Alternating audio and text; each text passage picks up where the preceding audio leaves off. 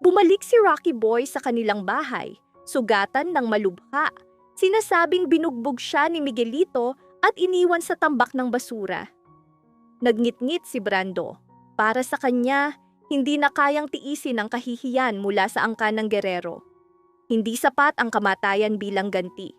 Kailangan nilang gumapang sa hiya at paghihirap bago ang wakas. Samantala, kumalat ang kaguluhan sa munisipyo ng ilang buhay ang nawala dahil sa lason sa pagkain sa evacuation center.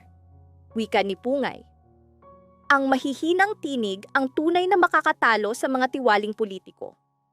Kasabay nito, sa kabila ng ebidensya ng dayaan sa eleksyon, mariing idineklara ni Miguelito na hindi siya magbibitiw bilang mayor.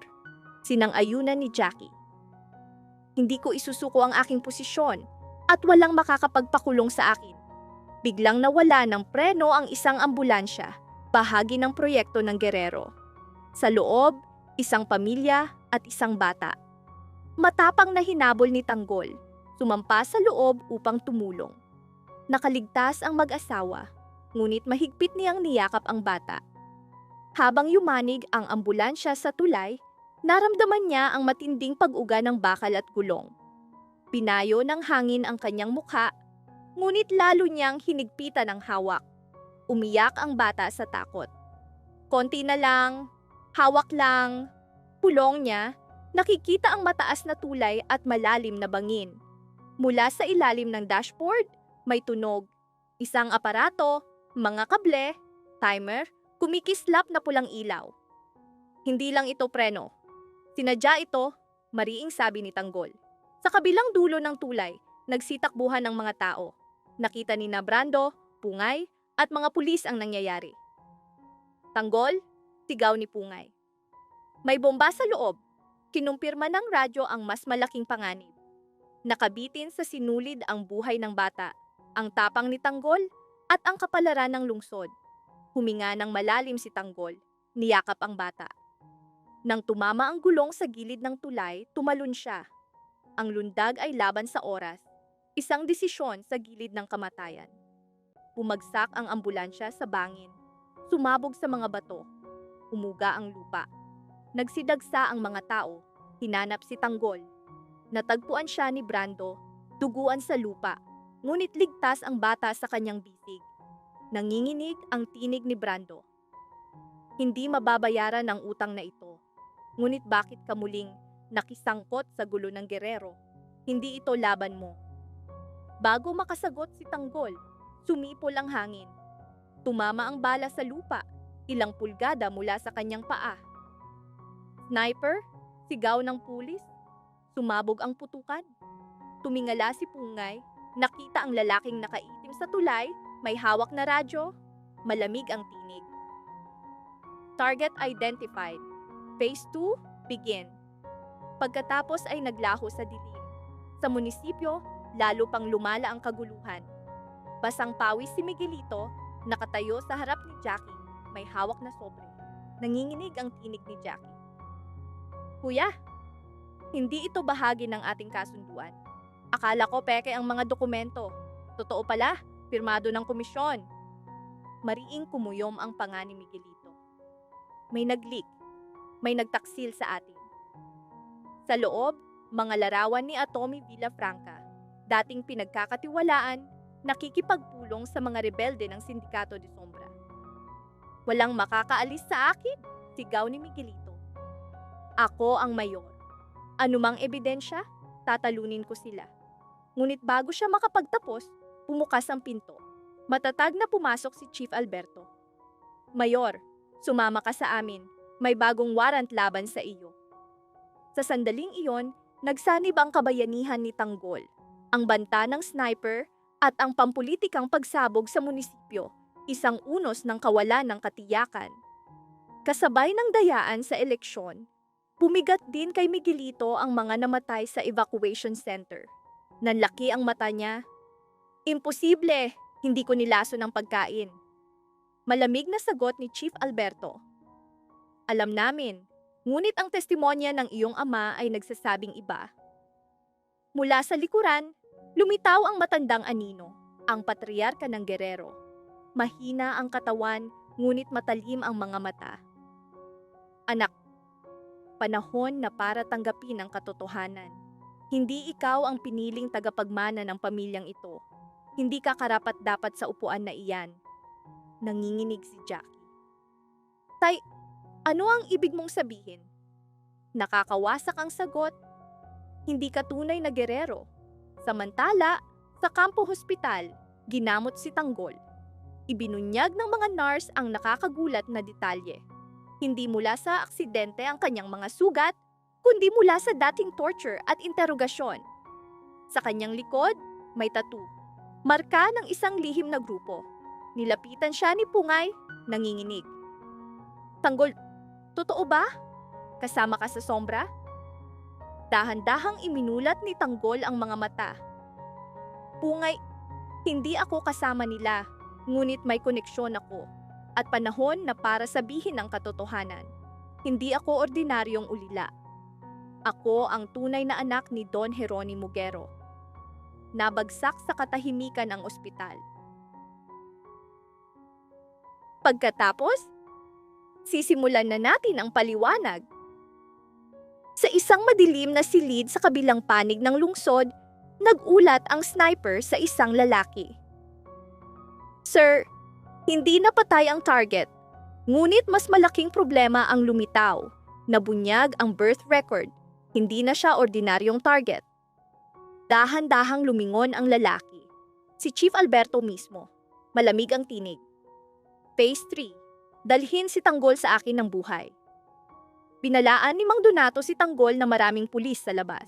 Nagpasalamat si Tanggol. Salamat, tugon ni Donato. Wala iyon. May dating ugnayan tayo. Tumakas sila, bumalik sa kanilang taguan. Samantala, nagngit-ngit si Kidlat. Ano ang nangyari? Bakit hindi tayo nahulog sa perf?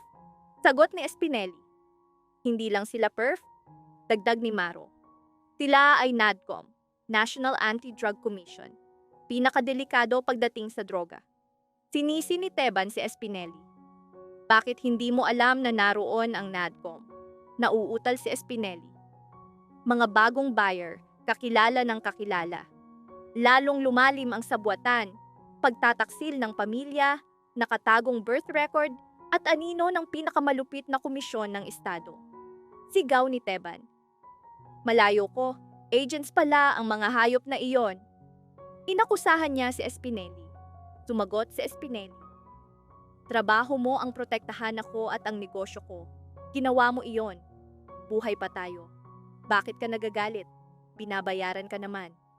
Hinugot ni Teban ang baril. Ganoon din si Espineli. Ngunit agad silang pinigil ni Lo. Ang pinakamahalaga, ligtas tayo. At iyon ay dahil sa tao ng Vice Mayor si Maro. Maswerte tayong kasama siya. May nagtanong, paano mo nalaman ang galaw ng pulis? Kasama ka ba nila? Kalma ang sagot ni Maro. Hindi. Dati akong pulis. Kaya alam ko ang taktika nila sa bypass. Biglang sumabog ang pinto ng lumang bodega. Dumating si Rigor, pawisan, hingal, may dugo sa kwelyo. Bro, hindi pa tapos. May paparating pa. Nagkagulo ang lahat. Ano na naman? Tanong nila. Nanginginig ang kamay ni Rigor itinuro. Hindi pulis. Mas malala. Mga tao ni Prime. Napatigil ang lahat. Prime? Sino si Prime? Gulat ni Espineli. Sagot ni Maro matapos ang ilang sandali. Si Prime ang tunay na kumokontrol. Ang malalaking shipment sa Hilaga ay hawak niya. Hindi ninyo siya in-inform.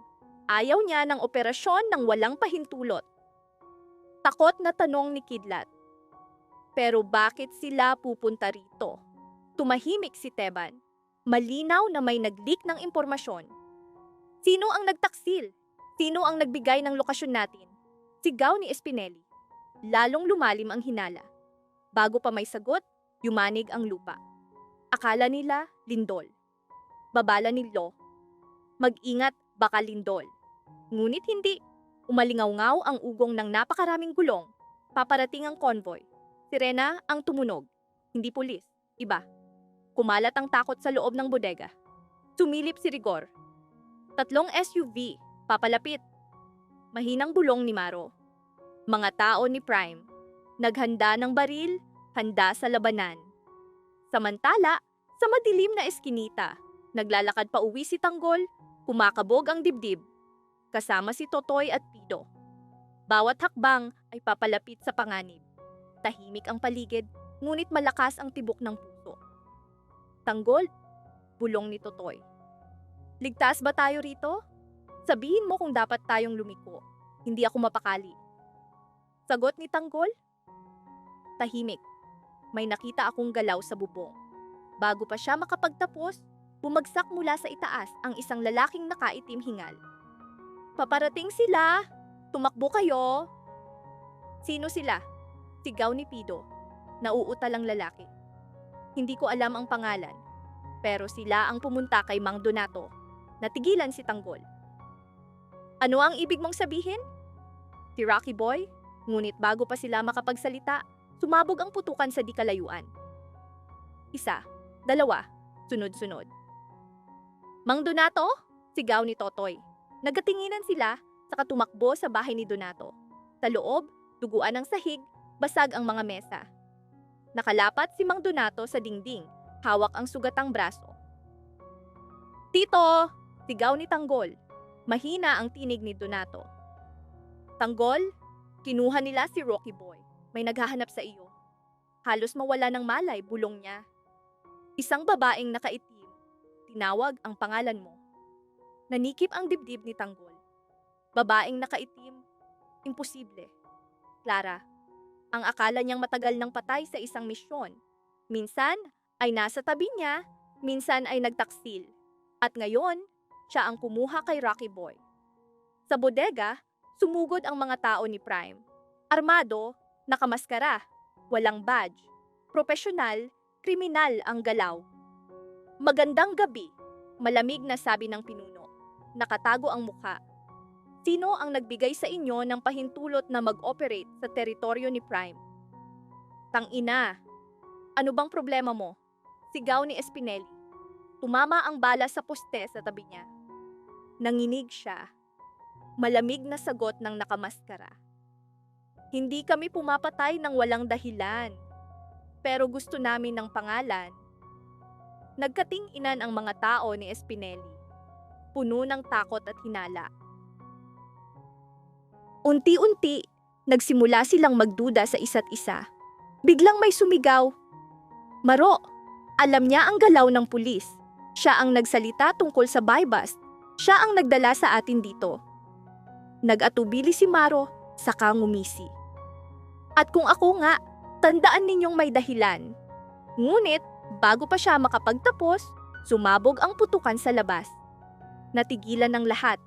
Hindi mula sa tao ni Prime, ni Espineli. Isang ikatlong puwersa ang dumating. Umabot sa sukdulan ng tensyon. Sir, may paparating.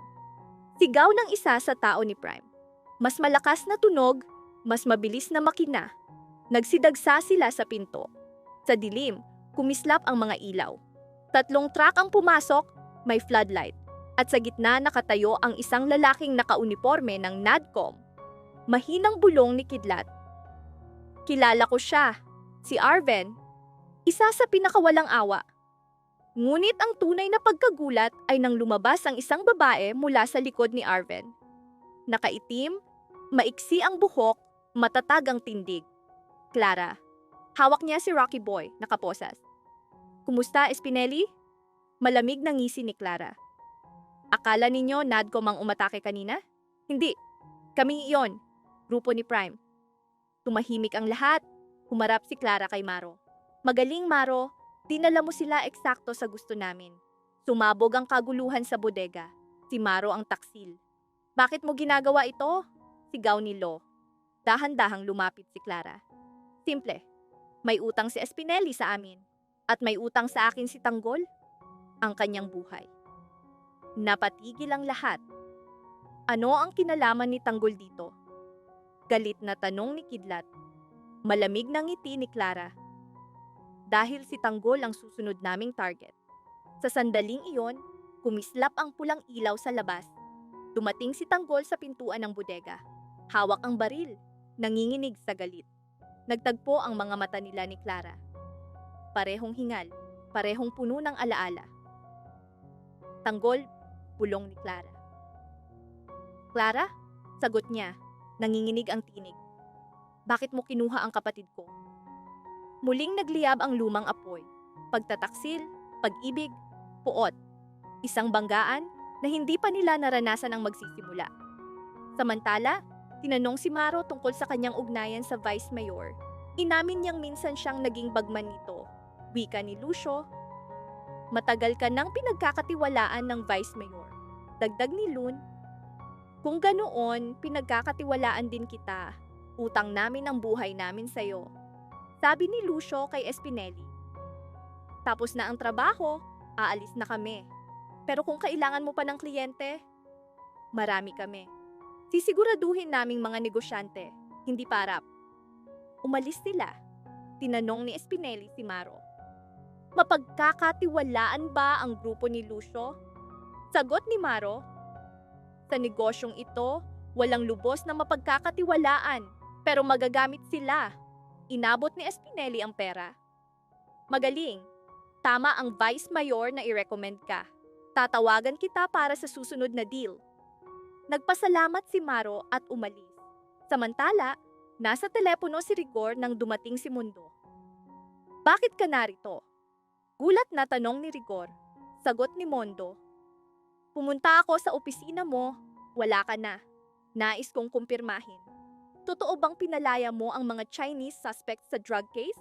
Nakasimangot si Rigor. Pinilit ni Mondo. Walang piyansa sa drug case. Bakit? Sa sandaling iyon, lalo pang lumalim ang bangungot. Sa kamay ni Sela, kumislap ang signal jamming microchip. Malamig ang kanyang tinig. Kung hindi ka pupunta, sa loob ng ilang minuto malalaman ng mga amo mo na ikaw ang nagbigay ng impormasyon sa kabilang kampo. Nanigas si Maro, ang kanyang lihim ay hawak na ngayon ng isang estranghero. Lumapit si Sela, halos magkadikit ang mukha nila. Alam ko kung sino ka, bago ka pa naging bagman. Alam ko kung sino ang itinaksil mo, at alam kong hindi ka makakatakas sa nakaraan. Samantala, sa opisina ni Rigor, pinagsama ni Mondo ang mga ebidensya. Halos pasigaw si Rigor. Hindi ko sila pinatay. Kalma ang sagot ni Mondo. Alam ko, dahil may mas malaking puwersang gumagalaw at ginagamit ka nila nang hindi mo namamalayan. Nagalit si Rigor. Ano ang ibig mong sabihin? Inilabas ni Mondo ang sobre. Sa loob, mga larawan ng 3 patay na Chino at sa likuran, malinaw na nakikita si Espineli. Nanlumo si Rigor, agad niyang nakilala ang mukha. Sa isang abandonadong bodega, dinala ni Sela si Maro. Mabigat ang hangin, amoy kalawang at lumang dugo. Sumigaw si Maro. Kung sino man ang gustong makita ako, lumabas. Mula sa likod ng lumang truck, may tinig. Maro, matagal na kitang hinahanap. Lumabas ang isang matangkad na lalaking nakaitim. Nang makita ang mukha, napatigil si Maro. Imposible, hindi pwede, tumawa ang lalaki. Bakit hindi? Akala mo makakatakas ka, kapatid? Siya si Riven, kapatid ni Maro. Nagtagpo ang kanilang mga mata at ang mababang tawa ni Riven ay pumuno sa dilim. Espineli, ang Vice Mayor, mga tao ni Naluso, lahat sila nagtitiwala sa iyo. Pero alam mo ba, minsan nilang inutos ang kamatayan mo? Natigilan si Maro. Nagpatuloy si Riven. Ako ang pumigil. Bakit? Dahil kailangan kita. Dahil ikaw ang susi. Nanginginig ang tinig ni Maro. Susi? Anong susi? Kumislap ang apoy sa mga mata ni Riven. Susi sa kanilang pagkawasak. Kasabay nito, yumanig ang opisina ni Rigor sa isang pagsabog. Nagliparan ang mga papel, umuga ang gusali. Boom! Bumagsak sina Rigor at Mondo. Pagbangon, nakita nila ang makapal na usok 3 kanto ang layo. Pulong ni Mondo. Bodega ni Espineli, may gustong tapusin ang lahat ngayon. Nagpilit si Rigor. Hindi kumpleto ang ebidensya, sagot ni Mondo. Kaibigan, kilala kita. Hindi ka nagpapalusot sa kriminal. Kahit pamilya, ikukulong mo. Bakit ka ngayon nagiging malambot? Mariing sagot ni Rigor. Nandito ka ba para sermunan ako? Alam ko ang ginagawa ko, kaya ako ang hepe. Mahinang sagot ni Mondo. Pinaaalala ko lang, kaibigan mo ako. Ngayon, hepe ka, lahat nakatingin, naghihintay sa pagkakamali mo. Malamig na sagot ni Rigor. Akala mo nagkamali ako? Hindi ako aabot dito kung hindi ko alam ang ginagawa ko. Huwag kang mag-alala sa akin. Alalahanin mo ang sarili mo. Kontento ka bang patrol lang? Kung wala ka nang sasabihin, umalis ka. At sa susunod, magpaalam ka bago pumasok. Tahimik na umalis si Mondo.